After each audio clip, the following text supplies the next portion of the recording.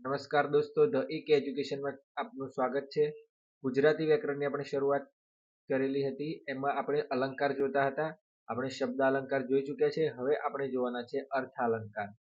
તો જ્યારે વાક્ય કે પંક્તિમાં જ્યારે અર્થના આધારે અર્થ દ્વારા ચમત્કૃતિ સર્જાય ત્યારે અર્થા અલંકાર બને છે. તો મિત્રો, અહીંયા જે પંક્તિ હોય કે વાક્ય હોય એમાં જ્યારે અર્થના દ્વારા ચમત્કૃતિ સર્જાય, અર્થ પહેલામાં શું હતું, જે શબ્દ અલંકાર હતા એમાં શબ્દને આધારે જે શબ્દ લખાતા હતા વાક્ય પંક્તિમાં એના આધારે થતું હતું. હવે આમાં ચમત્કૃતિ ક્યારે સર્જાશે?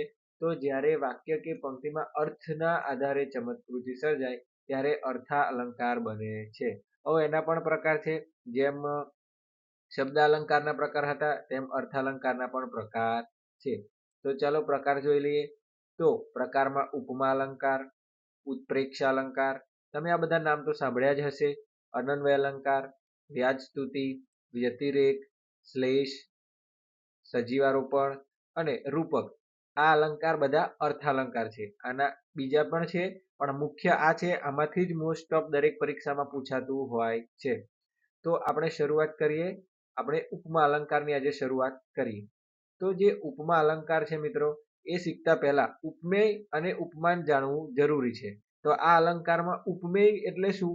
તો જેની સરખામણી કરવાની હોય તે. ઉપમેય એટલે શું દોસ્તો? તો જેની સરખામણી કરવાની હોય તે. અને ઉપમાન તો જેની સાથે સરખામણી કરવાની હોય તે. દાખલા તરીકે દમયંતીનું મુખ. આ ઉદાહરણ તમે ઘણી વાર સાંભળ્યું હશે કે દમયંતીનું મુખ કોના જેવું છે? તો ચંદ્રના મુખ જેવું છે. દમયંતીનું મુખ ચંદ્રના મુખ જેવું છે. તો કોનું સરખામણી કરી? તો દમયંતીની. કોની સાથે સરખામણી કરી? તો ચંદ્ર સાથે. તો ઉપમાન કોણ? ચંદ્ર. અને ઉપમેય કોણ? જેની સરખામણી કરવાની હોય તે. કોની સરખામણી કરી? દમયંતીની. તો ઉપમેય કોણ છે? દમયંતી પોતે. અને જે ચંદ્ર છે એ ઉપમાન છે. ચંદ્ર સાથે સરખામણી કરે. તો જેની સાથે સરખામણી કરવાની હોય તેને કહેવાય છે ઉપમાન. અને જેની સરખામણી કરવાની હોય તે ઉપમેય. એટલે અહીંયા દમયંતી અને ઉપમાનમાં આવે ચંદ્ર. ઠીક છે. આ તો હવે ઉપમેયની સરખામણી ઉપમાન સાથે કરવામાં આવે ત્યારે ઉપમા અલંકાર બને છે. તો જ્યારે ઉપમેય હોય એની સરખામણી કોની જોડે કરવામાં આવે? ઉપમાન સાથે કરવામાં આવે. આપણે જે ઉદાહરણ જોયું, દમયંતીનું મુખ ચંદ્ર જેવું છે. તો આ એક ઉપમા અલંકારનું ઉદાહરણ છે. તો ઉપમા અલંકાર એટલે કેવું? તો જેની ઉપમેયની સરખામણી ઉપમાન સાથે કરવામાં આવે ત્યારે ઉપમા અલંકાર બને છે. તો પંકજના અક્ષર મોતીના દાણા જેવા છે. આપણે ઉદાહરણ જોઈએ તો ઉદાહરણમાં તમને વધુ ખ્યાલ આવશે. તો પંકજના અક્ષર મોતીના દાણા જેવા છે. અહીંયા ઉપમેય કોણ છે? તો જેની સરખામણી કોની કરી? પંકજને કરી. પંકજના અક્ષરો છે એની કરી. કોની સાથે કરી? તો મોતીના દાણા. તો મોતીના દાણા જેવા છે. તો આ ઉપમાન થયું. તો હવે બીજું ઉદાહરણ જોઈએ. જુમો ગાંડાની જેમ દોડ્યો. કોની જેમ દોડ્યો? ગાંડાની. અહીંયા જુમાની સરખામણી એક ગાંડા માણસ જોડે કરી છે. તો સરખામણી થઈ રહી છે. તો ઉપમા અલંકાર આવશે. એવી રીતે પુરુષોની માફક સ્ત્રીઓ પણ કેળવણી લઈ શકે છે. અહીંયા પુરુષોની તો કોની સરખામણી કરી? પુરુષોની. એટલે ઉપમેય આવશે. માફક સ્ત્રીઓ પણ કેળવણી લઈ શકે છે. તો અહીંયા જોજો મિત્રો, અહીંયા ઉપમેય કોણ છે? સરખામણી કોની કરવાની છે? પુરુષોની કે સ્ત્રીઓની? તો અહીંયા સ્ત્રીઓ. તો સ્ત્રીઓ ઉપમેય છે. અને કોની સરખામણી કોની જોડે કરી છે? પુરુષો સાથે. પુરુષોની માફક સ્ત્રીઓ પણ કેળવણી લઈ શકે છે. એટલે સ્ત્રીઓ ઉપમેય છે અને ઉપમાન કોણ છે? પુરુષો. પુરુષોની માફક આપણે, બરોબર છે. તો સરખામણી પુરુષો સાથે થઈ તો ઉપમાન છે. ઘણી પરીક્ષાઓમાં આ રીતે ઊંધા પ્રશ્નો પણ પૂછે છે કે ઉપમાન આગળ આપ્યું હોય અને ઉપમેય પાછળ હોય. તો એ તમારે સમજવાનું છે કે અહીંયા સરખામણી કોની થઈ રહી છે અને કોની સાથે થઈ રહી છે. હવે આપણે ઉપમાવાચક શબ્દો જોઈશું. જ્યારે તમે વાક્ય કે પંક્તિમાં આ શબ્દોને જુઓ તો તરત સીધું જાણી લેવું કે આ એક ઉપમા અલંકારનું ઉદાહરણ છે. તો દાખલા તરીકે સી, સુ, શા, શો, સમાન, તુલ્ય, માફક, પેઠે, સરીખા, સમોડું, જેમ, જેવો, જેવું, જેવા. આ બધા જે શબ્દો છે એ વાક્યમાં આવે કે સરોજના અક્ષર રૂપલ જેવા છે, તો અહીંયા જેવા આવી ગયું. એવી રીતે બીજું એક ઉદાહરણ જોઈ લઈએ, જેવા જેવી જેવું બધું આવી જાય છે મિત્રો. દીકરીઓ પાણી પેઠે પૈસા વેરે છે. અહીંયા દીકરીઓ પાણી પેઠે એટલે સરખામણી કરી છે કોની જોડે? પાણીની પેઠે પૈસા વેરે છે. તો અહીંયા એક સરખામણી થઈ રહી છે.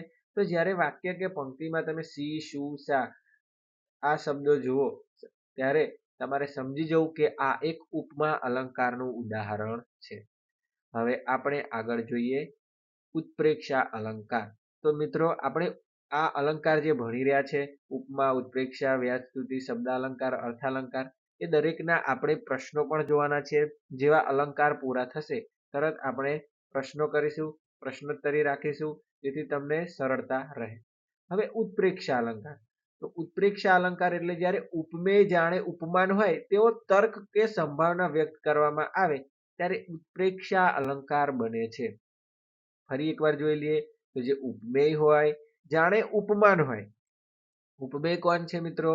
જેની સરખામણી કરવાની છે અને જેની સાથે સરખામણી કરવાની છે તે ઉપમાન. એ જાણે ઉપમાન હોય તેવો તર્ક કે સંભાવના વ્યક્ત કરવામાં આવે ત્યારે ઉત્પ્રેક્ષા અલંકાર બને છે. તો ઉત્પ્રેક્ષા અલંકારનું ઉદાહરણ જોઈએ.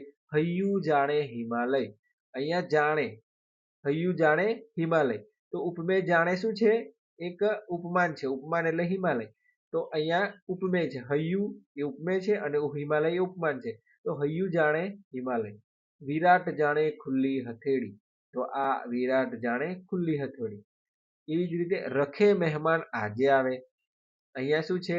રખે મહેમાન આજે આવે. અહીંયા એક તર્ક કે સંભાવના છે કે રખે મહેમાન આજે આવે. એવી રીતે લોચન જાણે પદ્મ પાંખડી. લોચન જાણે પદ્મ પાંખડી. તમે અહીંયા મિત્રો જોયું હશે કે જાણે, જાણે, રખે, જાણે આવા શબ્દોના દ્વારા ઉત્પ્રેક્ષા અલંકાર ઓળખાય આવે છે. તો ઉપમાવાચક શબ્દોમાં કે ઉત્પ્રેક્ષા અલંકારના જે શબ્દો છે કે આ શબ્દોના લીધે તમે ઓળખી શકો છો કે આ જ અલંકાર છે. તો એ છે જાણે, રખે, શકે. આ એક તર્ક સંભાવના વ્યક્ત કરવામાં આવે તો અલંકાર છે. તો ઉત્પ્રેક્ષા અલંકાર ત્યારે બને છે. તો તમે વાક્ય પંક્તિમાં જ્યારે જાણે, રખે, શકે જુઓ અને જ્યારે સંભાવના કે તર્ક વ્યક્ત કરવામાં આવતી હોય તો અને તો જ ઉત્પ્રેક્ષા અલંકાર જાણવો. હવે આપણે આગળનો અલંકારની વાત કરીએ, અનન્વય અલંકાર. તો મિત્રો અનન્વય અલંકાર સૌથી સહેલો અલંકાર છે અને ઘણા મિત્રોને આ અલંકાર ગમે છે, કેમ કે પરીક્ષામાં આ અલંકાર જો પૂછાય તો તરત તમને એનો જવાબ આવડી જાય. કેમ કે ઉપમેયની સરખામણી ઉપમેય સાથે કરવામાં આવે ત્યારે અનન્વય અલંકાર બને છે. અહીંયા ઉપમેયની સરખામણી કોની સાથે? ઉપમેય સાથે જ કરવામાં આવે. ઉપમેયની સરખામણી ઉપમેય સાથે જ કરવામાં આવે. તો જે ઉપમેય છે અહીંયા ઉપમાન નથી મિત્રો. જો ઉપમેયની સરખામણી ઉપમેય સાથે જ કરવામાં આવે. જે ઉપમેય છે એની સરખામણી આપણે ઉદાહરણ જોઈશું તો સરળતા રહેશે. તો ચલો ઉદાહરણ એક જોઈએ. માં તે માં. અહીંયા ઉપમેય કોણ છે? માં. પણ એની સરખામણી કોને જોડે કરી? માં જોડે જ. તો ઉપમેયની સરખામણી ઉપમાન સાથે. તો માં તે માં. અમિત એટલે અમિત.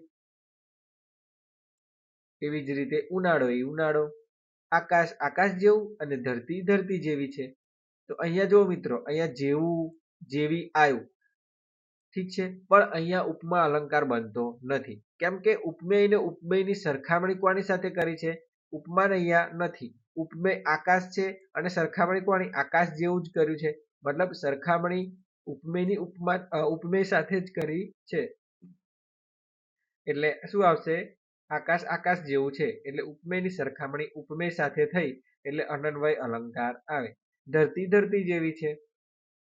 અહીંયા ઉપમેય ઉપમેયની સરખામણી થઈ રહી છે. ઠીક છે. તો મિત્રો અહીંયા સુધી રાખીએ છીએ. વિડીયોને લાઈક કરો, તમારા મિત્રો સાથે શેર કરો અને ચેનલને સબસ્ક્રાઇબ કરો. Thank you.